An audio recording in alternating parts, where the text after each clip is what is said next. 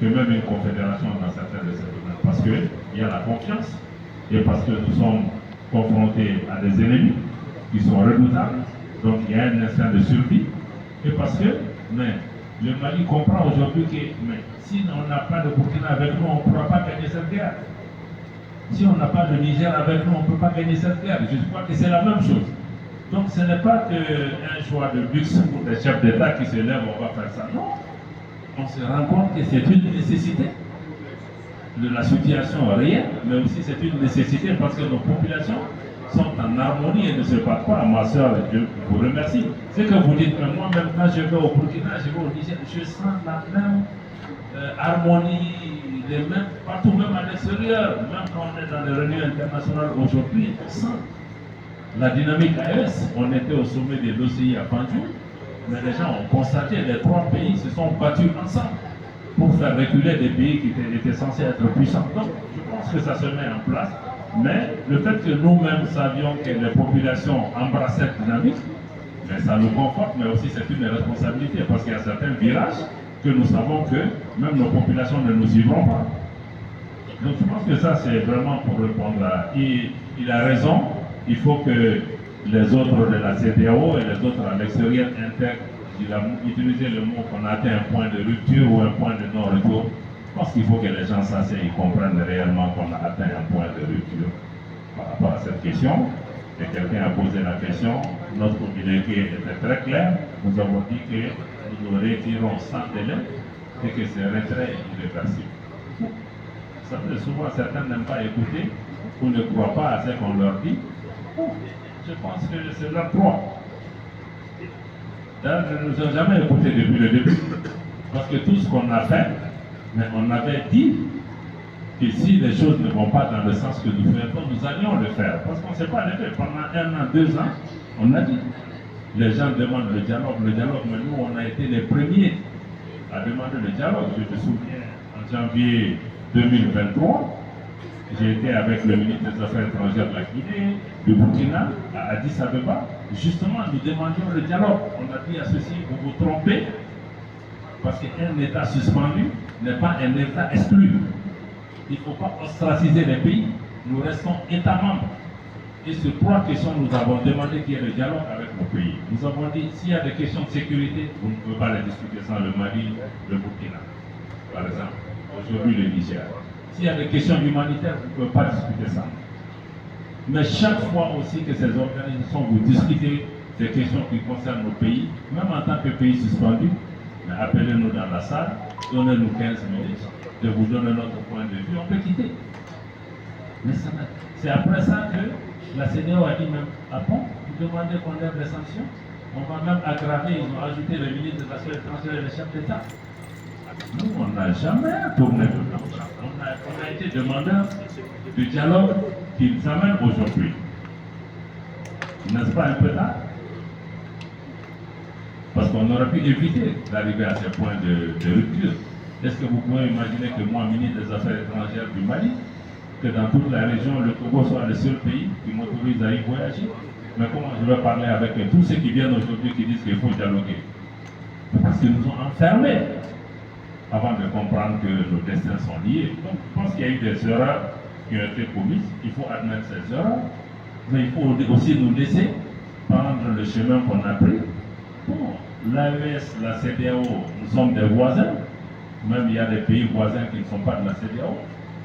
Notre frère a parlé de la convention de 63, qui était une des conventions qui était pionnière. C'est pour rappeler aux gens que la libre circulation, là, ça existait avant ces organisations. On a vécu avant 75. Nos populations se fréquentaient avant 75. Il y avait des mouvements, donc elles ne sont pas propriétaires. Elles en ont même bénéficié et souvent. Donc, moi je pense que la discussion entre eux et nous, il y aura le dialogue. C'est dans notre ADN. Moi, j'ai expliqué aux gens, personne ne va déménager de cette région. Que ce soit le Niger, le Burkina, le Mali, on est condamné de vivre ensemble avec le Sénégal, avec la Côte d'Ivoire, avec... Mieux, c'est qu'on n'a aucun problème avec les peuples de ce pays. Il y a des différends qui sont de nature politique. Si la CEDEAO s'était mieux prise, elle aurait pu laisser le différend à un niveau politique, laisser nos populations se fréquenter, laisser les frontières ouvertes, laisser nos banques travailler. Le jour où on va régler le problème politique, ça trouvera que nos populations n'étaient pas impliquées. Donc je pense que ça a été vraiment la plus grosse erreur. Hier, je lisais une déclaration du président du Cap-Vert. Il a trouvé que la CEDEAO effectivement a commis une grosse erreur. Parce qu'elle s'est investie sur le terrain politique en délaissant le volet de l'intégration économique qui a été à la base de sa création. Et elle a même cassé, ça c'est mon propre commentaire, elle a cassé l'intégration. Parce que quand tu commences à désintégrer, alors que toi-même, ton ADN s'est d'intégrer, donc tu attaques ton socle, lui-même sur lequel tu es assis. Donc je ne vais pas de façon linéaire, mais je pense que j'ai répondu à notre frère, je crois que c'est Oumar Traoré de l'ERTM par rapport à la Confédération et à la Fédération. Donc c'est une démarche qui reste. Notre frère de la Guinée a posé beaucoup de questions. Je dois lui dire, je pense que par rapport à l'état-major, j'ai répondu à ça par rapport à l'AES, il y a un état-major, il y a une force conjointe qui a été établie. Bon, dans le cadre de cette force conjointe, nos états-majors travaillent ensemble à une échelle très très poussée.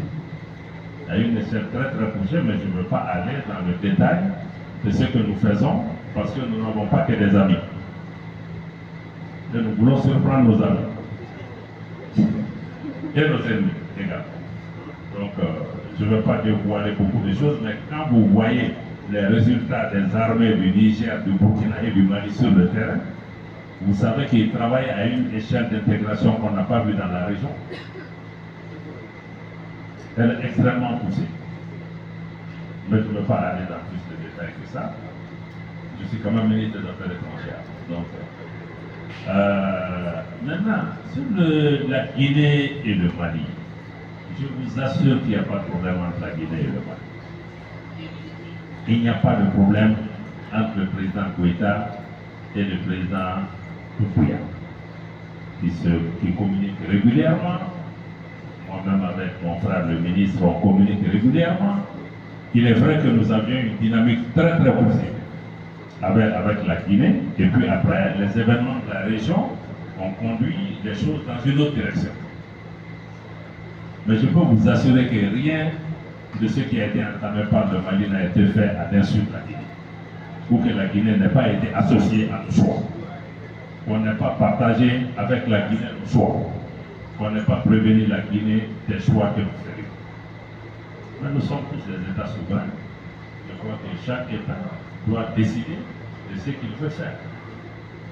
Que la Guinée soit dans l'AES ou pas dans l'AES, je ne pense pas que ça change quoi que ce soit dans les relations fraternelles entre la Guinée et le Mali. Et je pense que nous sommes aussi proches de vous que nous le sommes des pays qui sont dans l'AES parce que nous sommes dans une fraternité réelle. C'est pourquoi vous êtes là aujourd'hui. C'est pas pour rien aussi qu'on a un journaliste du Togo. Je pense que ce sont des pays aussi qui ont une approche différente.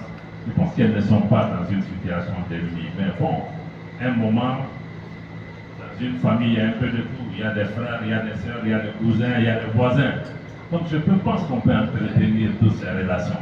Le plus important, c'est de ne pas se combattre et de ne pas se combattre par procuration. Maintenant, vous-même, vous avez dit que vous étiez observateur. Bon, nous espérions que vous serez acteur un jour également. Donc, c'est vraiment vous rassurer par rapport à ça qu'il n'y a pas de problème.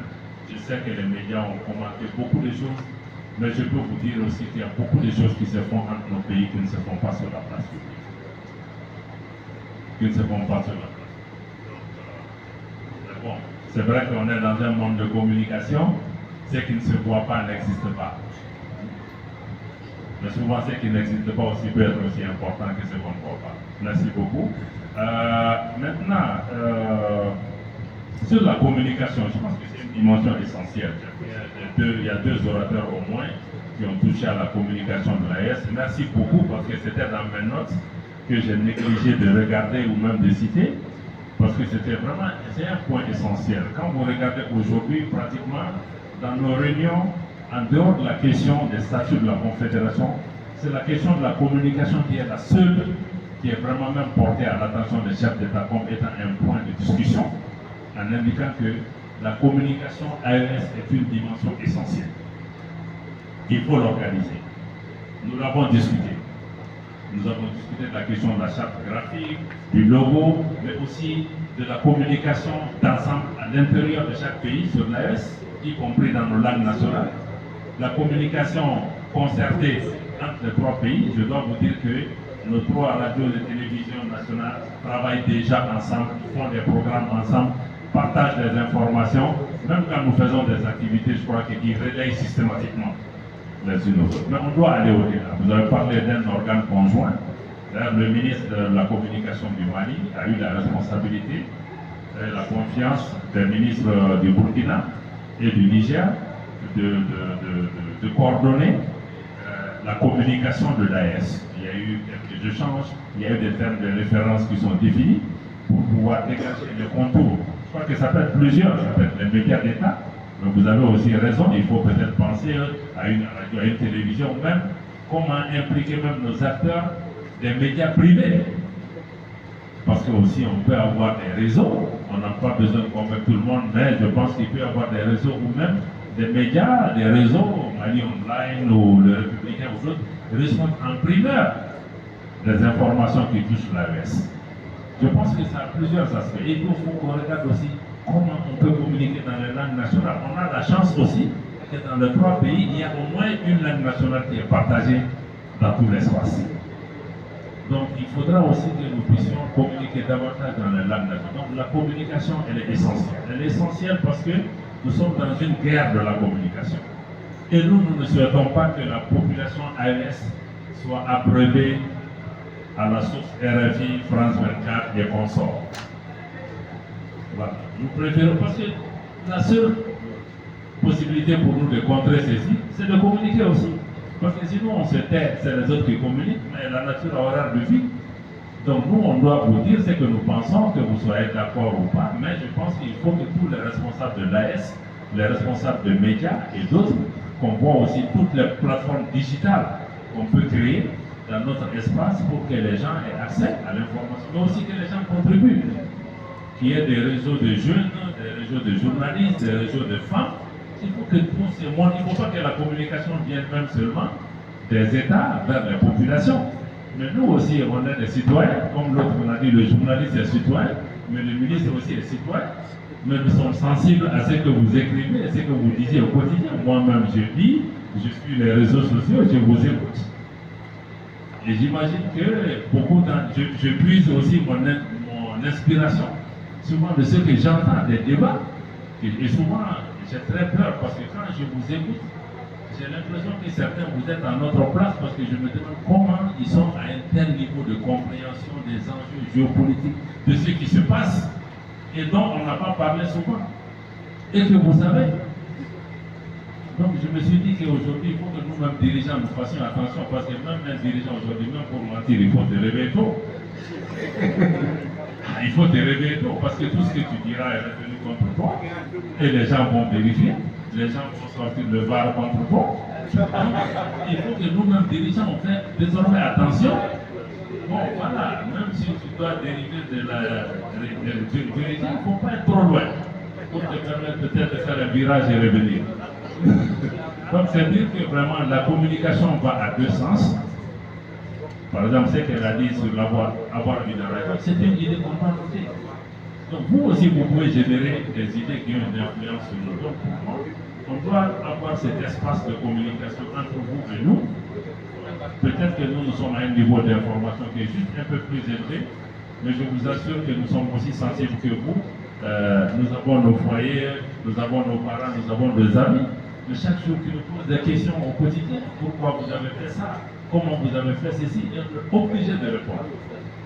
Comme vous l'avez dit aussi, dans la communication, il faut que nous aussi, les dirigeants, on puisse descendre un peu sur terre. Parce que souvent, on utilise des mots, des concepts très élaborés. Et je pense que chaque fois qu'on communique,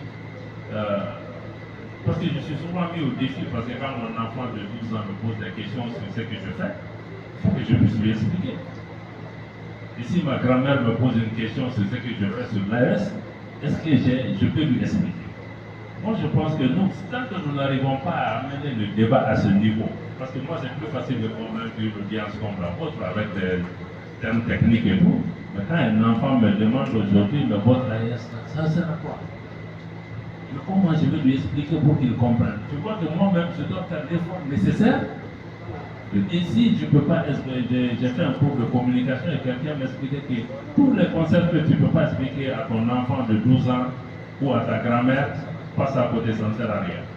C'est que tu n'as pas communiqué. Donc chaque fois que je communique, j'essaie aussi de me dire comment je peux faire en sorte que le maximum de gens comprennent. Parce qu'il est plus facile d'expliquer les concepts avec des mots compliqués qu'avec des mots simples. La simplicité n'est pas donnée. Nous devons travailler tous les jours pour pouvoir se faire. Et vous pouvez le faire parce que vous utilisez les mots de la population.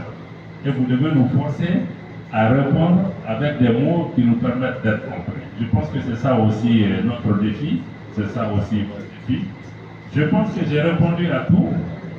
Dans je n'ai pas répondu à une question, mais je pense qu'il y a des choses sur lesquelles on ne va pas discuter sur la place publique. Merci bien, Monsieur le ministre, pour